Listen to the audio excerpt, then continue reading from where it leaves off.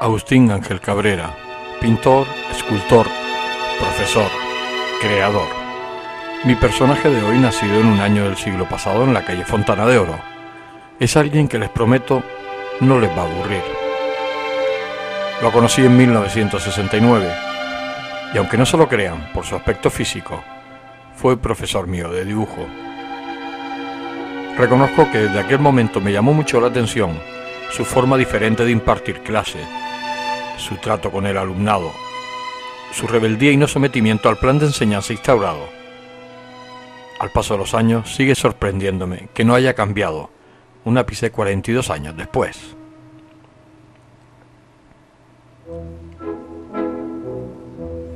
Durante casi 60 minutos podremos introducirnos en su mundo, que le garantizo y sin ánimo de exageración, será tremendamente ameno. El pasear por diferentes pasajes de su vida nos permitirá hacernos una idea de la personalidad de este singular pintor.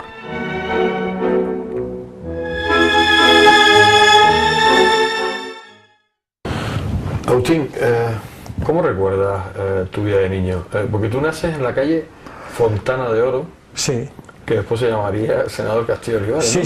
sí, de un día para otro, ¿no? A partir de una noche.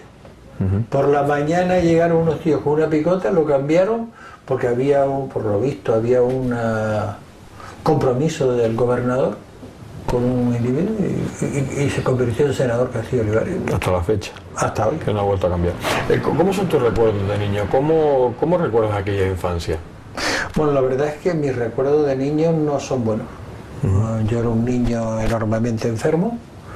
Estuve hasta en estado de coma muriéndome, estuve una vez 3 meses en cama, otra vez 5 meses en cama, era un niño débil, era un niño... mi recuerdo de la infancia, y encima mis padres eran más bien rígidos, o sea que todo iba en contra mía y... No tengo buenos recuerdos de la infancia, no. Honradamente no. Yo cuando hablo con mi mujer, que tiene unos recuerdos fabulosos de la infancia, yo creo que los mejores momentos de mi vida ha sido a partir de... A medida que he ido avanzando en la vida he tenido mejores recuerdos. Entonces yo personalmente me quedo con los recuerdos actuales que con los recuerdos de la infancia. Porque la época aquella, estamos hablando de los años 40, sí, finales de los 40, ¿se notaba la posguerra? ¿Tú llegaste a notar algo de aquello de niño o no se notaba nada? Hombre, se notaba totalmente, o sea, era algo, la cantidad de desfiles que habían de chiquillos todo vestidos de cangrejitos. O sea, de falangistas y tal, en el cual yo quería también ser, porque a mí me gustaba aquello. Mi padre decía, jamás serás de eso. Jamás serás de eso, más sobre todo estaba la OGE ya, ¿no? La organización pero juvenil española. Que mi padre estaba en contra de todo aquello y entonces, pues... Y tú estabas loco por apuntarte, ¿no? Hombre, yo no tenía ni idea de lo que era aquello. Después se iba arriba al Tamadaba, yo me apetecía ir a Tamadaba. Jamás era nada de eso. Y ¿Las navidades cómo las recuerdas tú de niño? ¿O tampoco me volvían loco las navidades? Hacíamos unos nacimientos grandísimos en casa, pero tampoco. En líneas generales, mi infancia fue muy marcada por las enfermedades, me quedé como tanta medicina y tanta historia, me quedé como, yo diría que hasta atontado un poco en un tiempo largo. Entonces, es decir, los Reyes tampoco fueron para ti. No, los Reyes fueron siempre muy buenos, ¿eh? Sí, ¿no? Sí, honradamente, ahí no puedo decir nada porque los Reyes siempre fueron Yo fui de ¿Los los esperabas niños. con ilusión? Sí, sí, sí, sí. Bueno, una vez me hicieron una putada a mis padres impresionante, que se arrepintieron muchísimo de haberla hecho. Yo era un niño enormemente emotivo y de pronto cambiaron de sitio los Reyes. Yo llegué a donde creí que estaban los Reyes, no había nada y me quedé sin habla y Y y no me podías iba a dar hablar. el yuyu. Y entonces se pusieron, bueno, casi les da un ataque porque Por hacer la casi gracia, me, casi. por la gracia casi me carga. ¿Cómo llegas tú al colegio? ¿En qué colegio empiezas? Bueno, yo empiezo en un colegio, bueno, al haber sido un niño enfermo y tal, mi madre toma una decisión para mí equivocada, pero es una decisión con todo el amor del mundo, de tener primero unas maestras dentro de casa. Después me mandan a un colegio que era un señor que se llamaba Don Juan, que había sido alcalde De Aluca, de Aruca. en Pérez del Toro, te mandaron. Sí, efectivamente. Allí estuve dando clases y después entré. No fue un represaliado del Sí, sí, régimen. totalmente. El hombre que había perdido hasta tenía una cojera. Sí, sí, tenía cojera y demás. Sí, sí, perfectamente. Yo siempre le tuve mucho afecto. Era buena persona. Y ya te digo, fue el profesor que yo tuve, el primer colegio que yo tuve, que era una habitación, pues podía ser como este, no creo que fuera como este salón, sería más pequeño. Y estábamos todos los chiquillos y tal. Y de hecho yo recuerdo que como yo era un niño tan bueno, porque en el fondo si era un niño bondadoso, a mí me mandaba cuando le traían al hijo, porque la mujer iba a comprar lo que sea, para llevárselo a la casa, que vivía en Bravo Murillo, o sea, pegado. Yo se lo llevaba a la casa y después volvía al colegio de nuevo. A partir de ahí, del colegio de Don Juan, pasas al corazón de María. Pasé al Claret. Al Claret, pero ahí estuve unos años y posteriormente pues terminé en el instituto. El Instituto Pérez Galdós. No, Ah. en el Instituto de Las Palmas. El instituto que estaba en la calle Canaleja. El de Canaleja. El de Canaleja. Que fue el primer instituto, porque después Claro. Después los otros fueron posteriores. Los de otros Tomás fueron muy Morales. posteriores. En ese tiempo no estaban esos institutos. ¿Y tu paso por el instituto qué fue? Porque además en aquel momento venías de un colegio de curas Sí. a un instituto que era otra historia. Sí. Bueno, creo que más liberal, por lo menos la educación, ¿no? A mí personalmente me gustó mucho más el instituto que el Claret. Es posible que el Claret tuviera otras ventajas evidentes, pero para mi forma de ser, mi forma de ver las cosas, yo me encontré mucho más libre en el instituto. El Claret en aquel tiempo era un colegio con una cierta rigidez y he sido todo lo contrario toda la vida. O sea, a ti eso de la rigidez como que no te iba, ¿no? Pues no, para nada. Yo soy, como profesor, el reflejo de mi pensamiento está en el trato que yo le di a mis alumnos, que era el que me hubiera gustado que tener yo. Eso no quiere decir que una cosa sea buena y otra cosa sea mala. Yo no parto de esa base, parto de seres humanos que sienten de una manera o de otra. Y cada persona debía de ser tratado, si fuéramos perfectos, en función de su pensamiento. ¿Cómo llega tu adolescencia y tu juventud? Me imagino que tus problemas de salud van mejorando al paso de los años. Yo a partir de los 14 años, Fuiste yo no otra persona. recuerdo tener una enfermedad seria en ningún momento. O sea, que las tuviste todas de pequeño. Yo gasté Todo lo las que enfermedades todas de pequeño. La última tuve sinusitis a los 14 años y encima me rompí la cadera. O sea que ya no te podías caer. En Ya aquel no había- momento era complicadísimo arreglarlo, lo arreglaron como pudieron y he quedado más o menos bien, o sea, he quedado bien. Lo único, claro, que estéticamente pues tengo un pequeño tacón y que me han dicho muchas veces, hombre, si quieres quitártelo, te lo quitas porque te operas. Tú No vale la verás, pena, es una estupidez. una estupidez. A menos que tenga dolores, Y Dolores ya lo tengo porque yo realmente en mi vida, ¿sabes cuál es, no? Con Dolores. Yo vivo con Dolores, me acuesto con Dolores, me levanto con Dolores. Sí, como Niño Jesús, pero en versión Dolores. En versión Dolores. Vale. Agustín, tu juventud, ¿cómo era la relación en aquella época con las niñas? ¿Había bailes, habían reuniones, habían salidas por trianas? En aquel tiempo era guateque. Los guateques. Los guateques. En aquel tiempo eran los guateques. Que se hacía normalmente en casa del vecino siempre. Y siempre se hacía en casa de... O en las azoteas. Sí, en una casa, una azotea, y era un ambiente muy sano, muy de bailar, de tal, de cual. De todas maneras, yo personalmente estaba en contra un poco de toda aquella música, del rock and roll, de tal, de cual. A mí, yo era un hombre de ópera, de zarzuela, o sea... Yo iba allí contra la moda. Porque había niñas, pero si no hubiera ido allí porque a mí no me gustaba. O sea, a mí un rock and roll me parecía en aquel momento una tontería, ¿no? A mí lo que me interesaba realmente, lo que me apasionaba, era la ópera y la zarzuela. O sea, de hecho de los 16 a los 22 años doy clase de canto también. O sea, aparte de la pintura, estoy dando clase de canto. Doy clase primero con Cesarina Serrano y después doy clase aquí en Las Palmas con Isabel Macario. ¿Y estuviste después cantando en algún coro?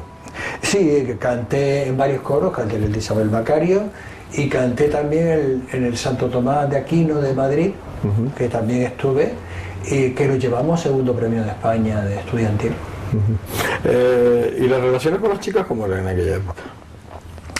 Hombre, las relaciones con las chicas, yo te las voy a definir. ¿Tú que eras el típico galletón bien parecido que tenía facilidad con las chicas o eras más bien tímido? ¿A qué edad estamos hablando? No, estamos hablando de 17, 18, 16. Era un pardillo. Era un pardillo. Punto. Yo con eso te lo defino claramente, un pardillo. Un pardillo. O sea que no te comías una rosca, hablando popularmente. Un rosco. O sea, el coger una niña con la mano y ayudarla a cruzar, ya te daba temblores casi. Bueno, pero era habitual en aquella época, ¿no? El llegar a coger una mano ya era un punto. Ya era un punto, claro. Pero yo te digo, era un pardillo. Realmente, yo por lo menos lo defino así. O sea que no fuiste un galán de película de muchísimas mujeres. Que va. O sea que sabías tus limitaciones. Bueno, las limitaciones, por lo menos de son carácter, las limitaciones, ¿no? Que se pone cada uno. Claro, de carácter, ¿no? Efectivamente. Entonces también eso influye muchísimo en la educación que te dan, el cual, todo eso es una influencia muy fuerte que se produce en esto, ¿no? ¿Cuándo decides, además tu vida con respecto a la pintura ha estado muy relacionada? La pintura y tú han vivido un romance que aún hoy perdura. Sí.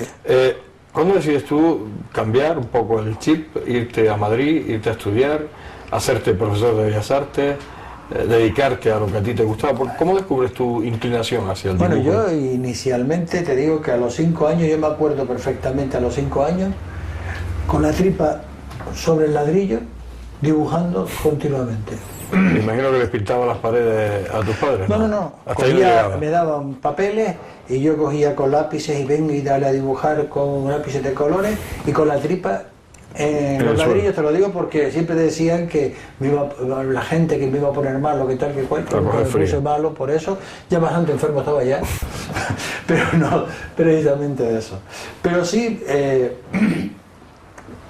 realmente a lo que te refieres, que es cuando decido, mi padre se empeña en que yo sea perito industrial, que haga una carrera seria, y yo quiero hacer Bellas Artes, y entonces pues... Y sobre todo porque en aquella época Bellas Artes era como para morirse de hambre, ¿no? Bueno, era el concepto que había más que lo que realmente era. Pasaba, claro. Porque pero los pintores eran considerados unos bohemios. Sí, pero claro que había una... Actualmente sí es para morirse de hambre, porque es que antes había un montón de plazas para dar clases de dibujo, claro. Y actualmente hacen cola como en todas las cosas. Pero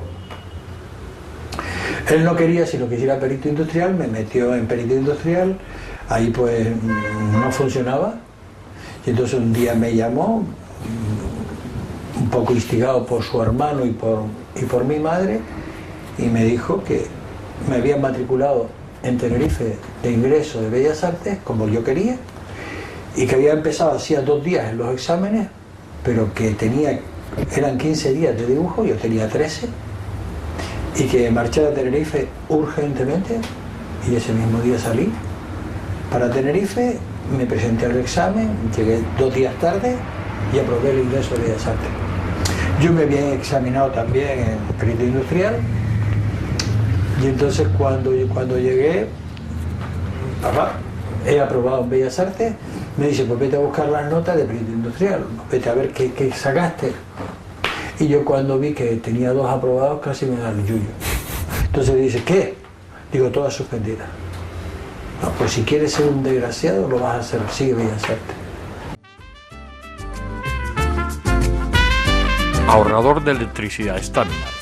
Tras muchos años de implantación en Canarias, les ofrecemos la posibilidad de ahorrar de un 10 hasta un 35% del consumo de su factura de electricidad.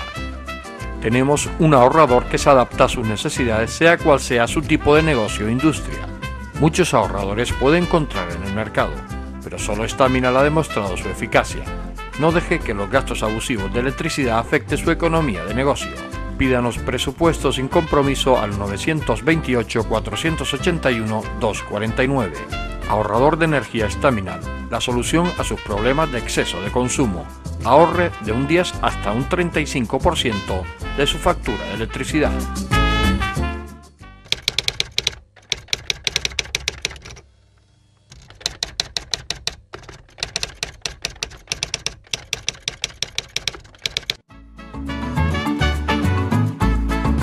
El ahorrador de electricidad Staminar es el único aparato en el mercado que reduce el consumo de electricidad tras haberse instalado en miles de hogares en Canarias. No deje que su factura de electricidad afecte su economía familiar. El ahorrador Staminar le garantiza una reducción de un 10 hasta un 35% de su recibo de luz.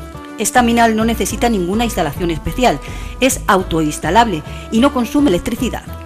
Diga basta al excesivo consumo de electricidad y llámenos al 928-481-249. Reduzca hasta un 35% de su factura de electricidad. Staminar, su seguro de ahorro.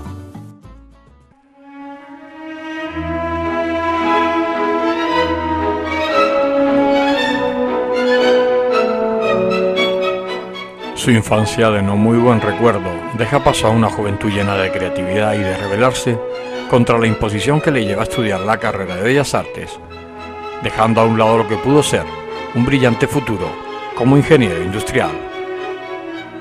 Ya han transcurrido unos minutos desde que empezara nuestra conversación y como fácilmente se ha podido comprobar, Ángel Gustavo es muy especial y hay que estar muy concentrado y atento para no perdernos en esa fácil dialéctica que nos arrastra ensimismados hacia lo sustancial, pero a su vez a un mejor sosiego. Vamos a seguir escuchándole en ese mundo que nos ofrece y que nos abre de par en par.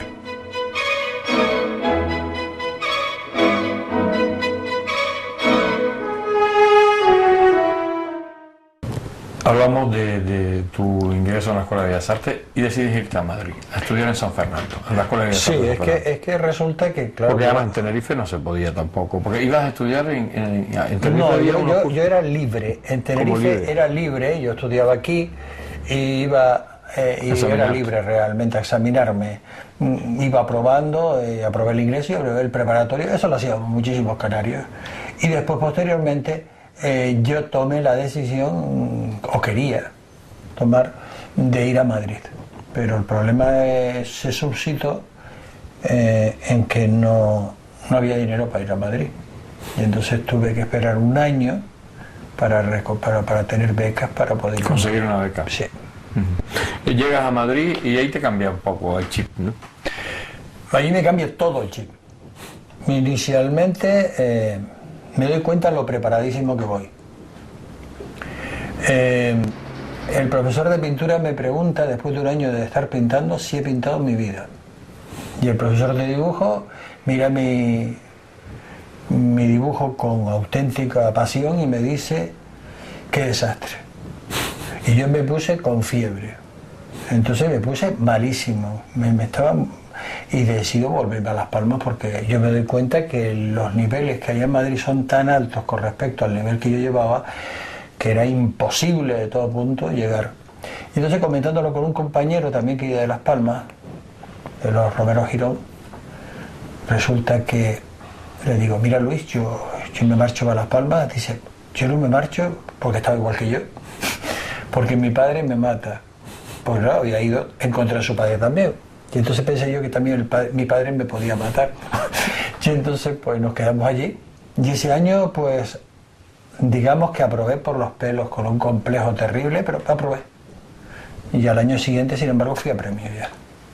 O sea, fue ya que la explosión totalmente, llamó muchísimo la atención mi pintura, era diferente al resto de las pinturas que había allí. Ellos tenían una pintura más bien castellana, la mía era más bien afrancesada, no sé por qué, porque no había tenido profesores en ese sentido. Y cambió todo en mi vida a partir de ahí. Terminas tu carrera y te vienes para casa.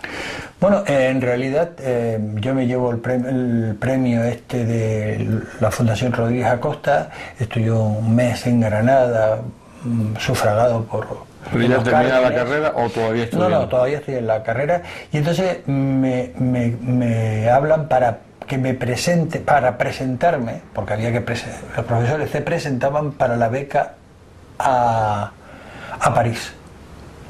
Pero en aquel momento la economía de mi casa era muy enormemente justa, y yo decido que no me presento a la beca a París.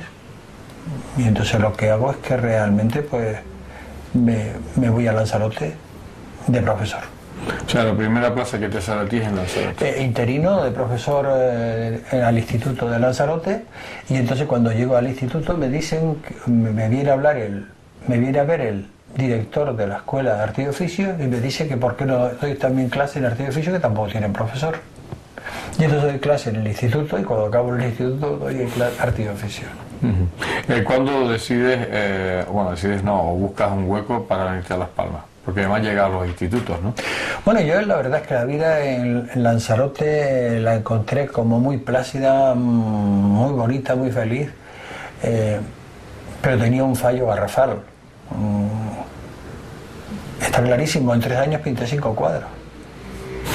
No pintaba. No daba un golpe. No daba golpe. En el tema artístico. También es verdad que daba muchas clases, pero así todo, es que cuando no estaba en clase estaba de huelga. Entonces eso no era plan para... Entonces yo a los 3 años de estar en Lanzarote, sale la plaza de Lanzarote a oposiciones, honradamente me la roban, o sea, aquello fue un desastre. De hecho lo denunciaron los opositores y destituyeron al tribunal, pero al año dijeron que como habían fallado antes de ser destituidos, valía el fallo. O sea, no sé para qué lo destituyeron. Y entonces resulta que eso pasó así. Yo me presenté 3 veces a oposiciones. La primera me la robaron, la segunda tuve muy mala suerte y suspendí, y de hecho me fui a despedir del tribunal. Y cuando me vieron, dijeron: no podemos hablar con usted. Digo: mire, yo solamente venía a despedirme, si ustedes no pueden despedirse, hasta luego. Ah, perdone, me pasaron y tal. Hombre, qué pena. Digo: no hay pena, he tenido mala suerte. He estado por debajo de mi nivel, pero estas cosas pasan y se acabó, y no hay ningún problema. Y en la tercera vez pues aprobé las oposiciones a cátedra. Y a partir de ahí te vienes a Las Palmas. No, yo estaba ya en Las Palmas. Yo estaba en Las Palmas ya. Solamente en la primera oposición fue cuando ya salí de Lanzarote y me vine para Las Palmas, monté una academia, y de camino pues ya digamos casualmente, o causalmente, pues tuve que viajar a Madrid y conocí una chica encantadora y me enamoré de ella, y llevamos algún año que otro juntos. Tu paso por los institutos, el Instituto Los Morales, ¿no? Ese fue un paso tuyo ¿Es tu primera clase en Las Palmas en el tema reglado? Sí, yo paso realmente del Instituto de Arrecife, paso al Santa Teresa, y al venirme mal los horarios y a Santiago Vargas venirles mal los horarios, con el permiso de educación cambiamos, y yo nunca di clase en el Santa Teresa, aunque estuve un año, y él nunca dio clase en el Tomás Morales, aunque estuvo un año. Y después ya al año siguiente seguimos cada uno en el instituto que habíamos elegido. Ahí estuve 5 años dando clases, y ya posteriormente pues a mí me deslumbra la universidad laboral porque pues tenía una enseñanza diferente, había una serie de ventajas, ¿no? Y entonces pues me marcho a la universidad laboral, donde tuve pues la friolera de 15 años. No. Después de eso, yo posteriormente me vuelvo al Tomás Morales por una discusión con el jefe de estudio, con el cual era una discusión totalmente profesional, no personal, en cuyo caso yo sigo teniendo amistad con él, si nos vemos, nos saludamos felizmente. Ahora, había una disparidad de criterios, y yo en ese sentido he sido siempre muy cerrado en ese sentido. ¿Tu vida familiar cómo transcurre? Bien. ¿Hijos? Pues mi vida familiar yo creo que es una vida muy buena. O sea, tengo 3 hijos, 2 hijos y una niña al final, y yo creo que son personas afectivas, cariñosas y buenas personas, y yo creo que eso es lo fundamental. Tu vida, aparte de la enseñanza, está muy ligada en tu carrera como pintor, principalmente como pintor, tus exposiciones. ¿Podrías haber llegado más como pintor dejando la enseñanza de un lado y dedicarte más profesionalmente a la pintura, o tú estás satisfecho con eso? No, satisfecho no puedo estarlo. Todavía que comer, pero no solamente eso, también fueron momentos, coincidencias, o que no tenía que pasar. Yo he tenido varias ocasiones en las cuales pues ha interesado mucho a ciertas personas importantes mi pintura, y por diferentes causas ajenas totalmente a mí y a ellos, pues se fumaron. Aquí, por ejemplo, llega el Duque de Cádiz, cuando era el Duque de Cádiz y tal, y le impresiona extraordinariamente mi pintura. Entonces me dice: hombre, ¿por qué no vienes a exponer a Madrid y tal cual? Bueno, pues voy a ver si voy a poner a Madrid. No se me ocurre decirle: pues mire, si usted me consigue una sala, ¿no? Sino me empiezo a buscar mi sala yo, y me voy a una sala de la Caja de Ahorro. En un tiempo, pues el tiempo que menos me perjudique, y es en Semana Santa, absurdo totalmente. Pues en ese momento, que es cuando se pone muy enfermo y muere posteriormente el padre del Duque de Cádiz, en cuyo caso él no pudo asistir, me mandó un montón de personas, tengo recordatorio de la muerte de su padre, tengo todo, pero no pudo ser. Y cuando quiero reaccionar, pues se me ha ido las perras para volver a Madrid. O sea, son situaciones, y eso ha ocurrido varias veces en diferentes ocasiones, ¿no? Entonces, son situaciones que tú vives y que dices: bueno, me tocó vivirla, debe ser así, no sería mi momento, no, o a lo mejor es que no tengo momento. Tu iniciativa, tú siempre has tenido muchísimas iniciativas, muchísima creatividad, y no solo en la pintura, o sea, has creado muchas cosas, incluso como empresario, como negociante, o sea, te has metido en muchos terrenos, sí. ¿no? Bueno, yo realmente siempre me he metido, pero siempre en función de la pintura. O sea, yo siempre pensaba que si yo ganaba mucho dinero podía potenciar mi pintura, que si yo me metía en política, pero no me involucraba en la política, sino estaba al borde de la política, podía mejorar, ayudar a mi pintura. Siempre había un poco de... Yo he sido creador con 11 personas más, entre ellos Juan Marrero Portugués, de un partido político. ¿El partido País Canario? País Canario. Yo he hecho pues una fábrica de velones en Santander. Yo qué sé, el tema de Angway, que llegamos a diamante. Todo ha sido un poco en función de decir: vamos a tener una economía para hacer lo que me dé la gana. La libertad. Pero entonces las situaciones, las diferentes situaciones, pues no han dado el fruto deseado, sino en un tiempo determinado, y después pues no ha sido lo más... No se ha fraguado del todo el tema. Me imagino que no cambiarías nada de lo que has hecho, y me refiero como pintor, que es decir, como pintor te sientes realizado, te sientes que has llegado, que por lo menos que has llegado a sentirte cómodo con tu pintura, que haces lo que realmente quieres, independientemente de tu éxito, no éxito, de tus ventas, no ventas. Bueno, yo te digo una cosa, yo creo que yo creo en mi pintura, pero creo que lo que si pudiera ponerle un pero es que podía haber tenido más encargo, en otra posición podía haber tenido más encargo, podía haber hecho más obra de mural, que yo creo que yo sobre todo soy muralista, sobre todo soy un hombre que domino el ritmo, las formas, la grandiosidad, y entonces eso me queda un poco como descolgado, no del todo satisfecho. Creo que la obra que yo tengo, yo estoy convencido de ella, pero creo que podía haber hecho cosas a otro calado. Lo que pasa es que me imagino que son intereses creados, o sea, y hay que estar pegado a algún lado, ¿no?, para conseguir cosas, ¿no? Y a lo mejor tu independencia te lo ha impedido, tu ser independiente. Indudablemente el no ser la pelota a nadie y el estar totalmente independiente de todo y hacer lo que te da la gana, se paga, y ese es el precio que se paga. O sea, a mí personalmente he tenido oportunidad de ceder en esto o en lo otro, sin bajar, sin ser nada que fuera terrible, ¿no?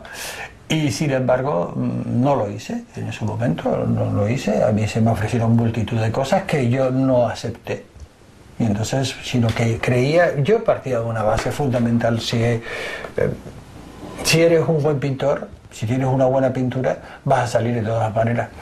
Eso es una realidad que no existe.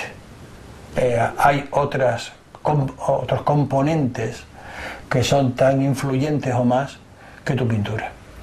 Y entonces, pues, no es lo mismo, no hay una posibilidad de aunar una cosa con la otra. O sea, de hecho, muchas veces se ven cuadros de pintores con una gran calidad y son anónimos. ¿Por qué son anónimos? Porque es que resulta que ese pintor no triunfó en su momento, pero tiene una gran obra. Entonces eso es así, y la vida es como es, y hay que aceptarla como tal. Claro. Tampoco el que o sea, la venta de tus cuadros no ha limitado, o sea, o el intentar vender no ha limitado tu creatividad. Es decir, tú no has estado nunca a expensas de tu venta. Nunca. A mí me han ofrecido cosas que se pagaban más o menos bien, pero ya tenían unas trazas determinadas, y he dicho, no lo hago, y se acabó. O sea, no. Yo ahí sí he sido bastante honesto conmigo mismo, con mi espíritu y con mi forma de pensar, y mi mujer siempre me ha apoyado en ese sentido. Que puede estar más apretado o menos apretado, pero tú haces lo que realmente quieres pintar. Sí, siempre he hecho lo que he querido pintar. Hombre, si tú presentas un boceto, no vas a obligarle a que coja ese boceto, puedes hacer otro y otro, pero siempre dentro de tus parámetros. Nunca, me pintas este chalet y tal. Su chalet no me interesa para nada, yo no voy a pintar ese chalet, y si quiere le doy direcciones de quiénes le pueden pintar ese chalet, porque con hacer una fotografía tenía de sobra. Eso no es así, ¿entiendes? Entonces depende de... No he hecho, sino siempre he pintado a mi gusto, y cuando he hecho las cosas las he hecho a mi gusto, y si no, no las he hecho. Esa es la realidad. Pero bueno, también era eso así cuando era estudiante. Estudiaba lo que me gustaba, y lo que no me gustaba tampoco lo estudiaba. Es así un poco. Es una forma de enfoque de la vida que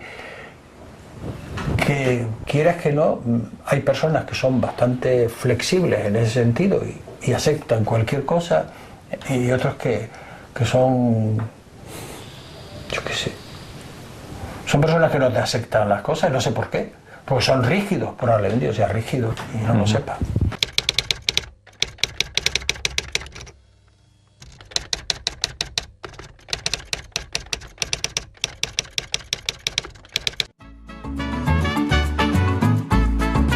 El ahorrador de electricidad Estaminal es el único aparato en el mercado que reduce el consumo de electricidad tras haberse instalado en miles de hogares en Canarias. No deje que su factura de electricidad afecte su economía familiar.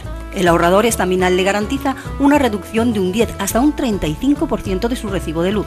Estaminal no necesita ninguna instalación especial, es autoinstalable y no consume electricidad. Diga basta al excesivo consumo de electricidad y llámenos al 928 481 249. Reduzca hasta un 35% de su factura de electricidad. Estaminal, su seguro de ahorro.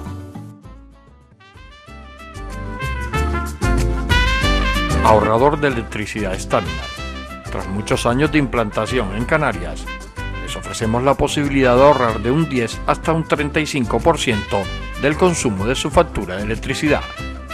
Tenemos un ahorrador que se adapta a sus necesidades, sea cual sea su tipo de negocio o industria. Muchos ahorradores puede encontrar en el mercado, pero solo Estaminal ha demostrado su eficacia. No deje que los gastos abusivos de electricidad afecten su economía de negocio. Pídanos presupuestos sin compromiso al 928 481 249. Ahorrador de energía Estaminal, la solución a sus problemas de exceso de consumo. Ahorre de un 10 hasta un 35% de su factura de electricidad.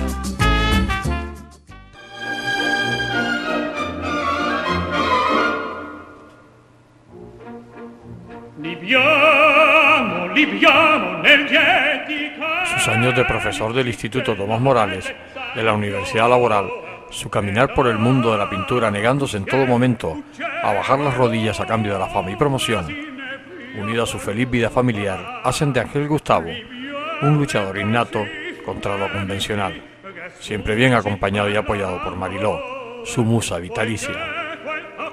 Su paso como político, hombre de negocios, emprendedor, solo hacen aumentar su fama polifacética de creatividad que lo distingue del resto de mortales.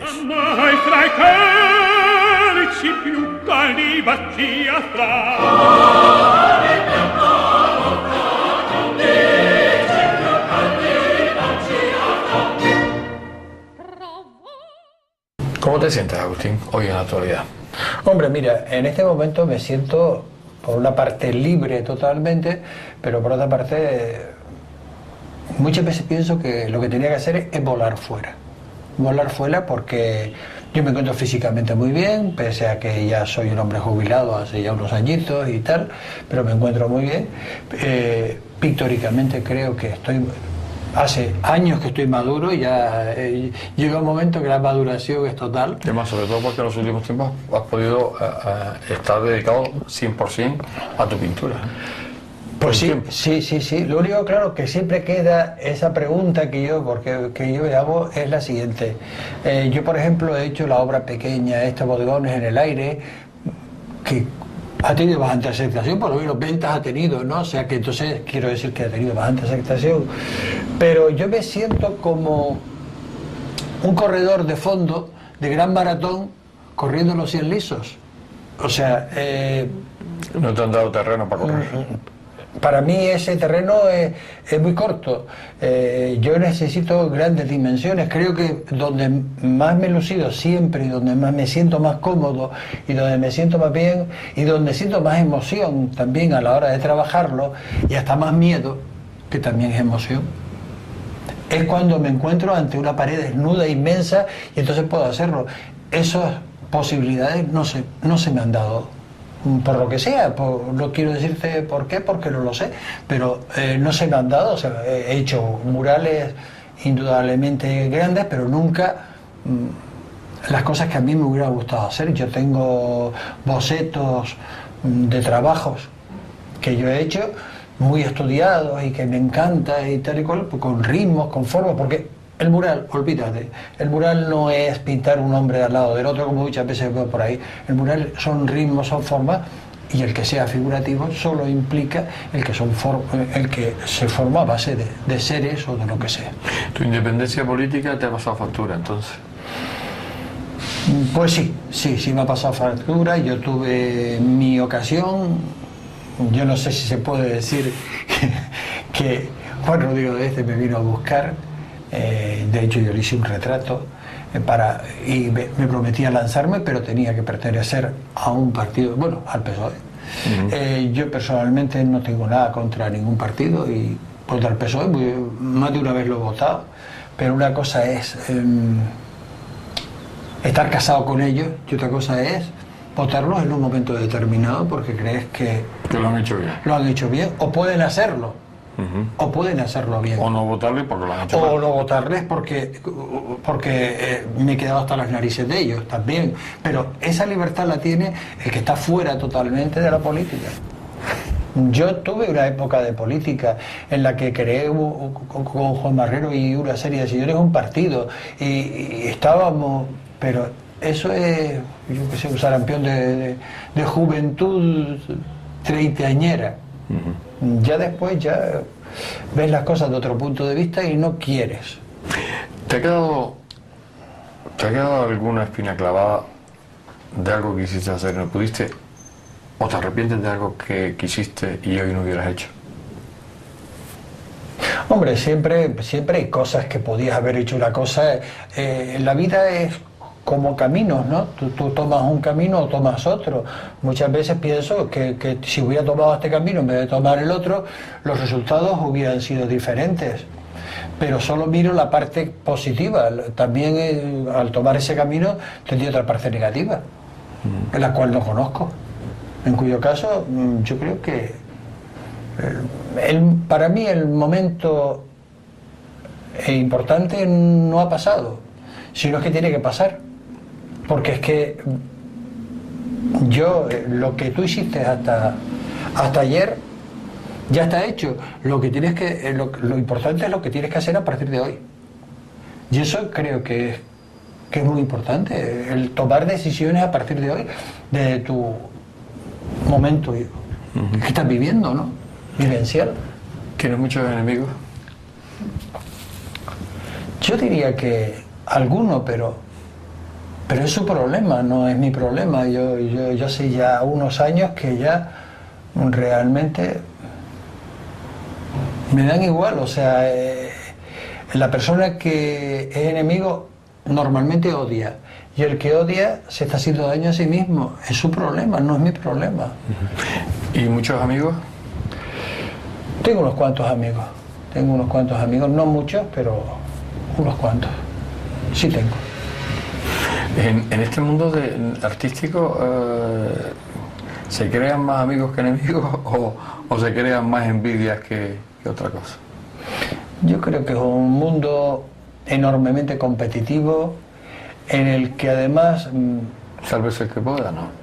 Un poco, y por otra parte también existe la situación de que no hay un medio de medirlo, en cuyo caso todo puede valer. O sea, es que es real, es que ten en cuenta que en tenis, que es un deporte que yo veo como muy sano, pues el que gana es el que gana. Pero en pintura cuando a mí me dicen, por ejemplo, una persona que está metido en arte, es que el fútbol no me gusta porque hay muchas trampas y mucha injusticia. Entonces, señor, usted odiará al arte porque ahí no hay más que eso, en gran medida. O sea, se puede producir todos los hechos porque no es objetivo, es subjetivo, en cuyo caso es todo posible. Tienes muchos proyectos. Al día de hoy, con tu edad, tienes unos proyectos, tienes muchísimos proyectos. Tienes una ilusión, la misma que tenías hace muchos años. Bueno, yo te voy a decir una cosa. Yo en este momento hay una cosa que siempre me ha faltado a mí, y es que alguien se ocupara de la otra parte de la pintura, que es la que menos me ha interesado. O sea, a mí la parte que me ha interesado toda la vida ha sido estar en el caballete, pero el estar promocionando, el estar tal, el estar cual, a mí eso, para mí, me aburre, en una palabra. Y entonces mi hija quiere llevar esa parte y para mí me parece genial, porque yo honradamente estaba dispuesto, si me dejaran pintar tranquilamente y lo que yo quiero pintar, hasta que firmara ella si quisiera, porque lo que quiero es hacerlo, no No estar... Es que muchas veces la pintura va en función más de la promoción y del movimiento que tenga, y la habilidad y el movimiento que tenga la persona en sociedad, que lo que hagas en tu caballete. Y yo creo que mi pintura es de caballete, punto. Yo estoy aquí en el caballete, me pongo a trabajar, me pongo a hacer las cosas y se acabó, y es mi ilusión. Y lo otro me resulta multitud de veces tedioso. O sea, me aburro en muchas reuniones, otras no, hay de todo, pero muchas veces es tedioso. O sea, no me siento cómodo, no me siento bien. Yo me siento bien cuando estoy a gusto, cuando hay que fingir, hay que hacer tal, prefiero no estar. No me gusta. Ya se lo has hecho a lo largo de tu vida, ¿no? Sí, la verdad es que siempre, pero yo creo que no es una virtud ni un defecto. Bueno, probablemente es un defecto. Para esta sociedad. Para esta sociedad. Entonces, es realmente lo que sientes, y entonces te empiezas a sentir mal, y llega un momento en el cual pues no puedes aguantar aquello. Eso me pasó con las asignaturas que no me gustaban, eso me pasó con los profesores que no me gustaban, eso me pasó... Sí me ha pasado. Es una cosa que a lo mejor es que me falta algún tornillo en la cabeza, y entonces ese fallo del tornillo pues el que me da esa situación. Hay personas, sin embargo, que ante la presión esa se sienten muy bien. Yo me siento muy mal. Esa es la realidad. Vamos llegando al final. ¿Cómo te gustaría que fueras recordado? Bueno, mira, tengo una de las partes que tengo como recuerdo, creo que la tengo conseguida, que es como profesor. Yo siempre he dicho que he sido un padre permisivo y un profesor permisivo.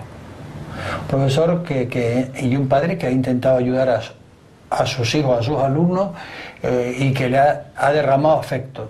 Y yo creo que eso sí lo tengo conseguido. Con respecto a la pintura, me gustaría que me recordaran por algunos murales que todavía no he hecho.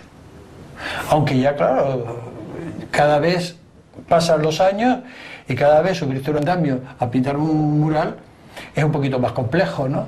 Pero todavía me encuentro físicamente muy bien, pese a los años.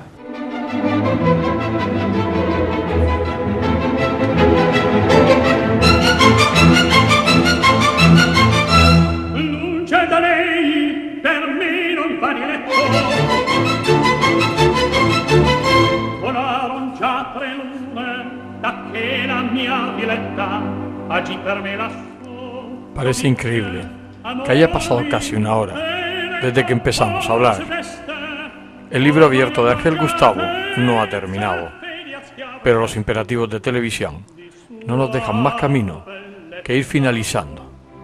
Se nos quedan muchos tramos de su interior por llegar, que estoy seguro que en algún momento nos dará para hacer una segunda parte.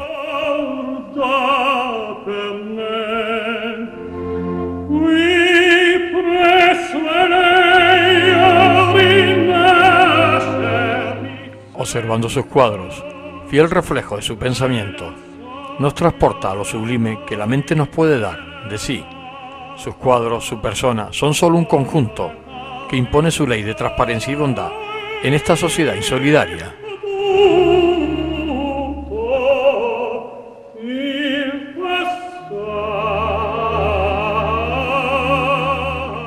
Su alejamiento de la clase política en alguna ocasión le pasó factura económicamente, pero que no solo no ha hecho que bajara la guardia en su independencia, sino que ha logrado crear un muro que impide ataques desordenados a su estilo y formas maravillosas de pintar.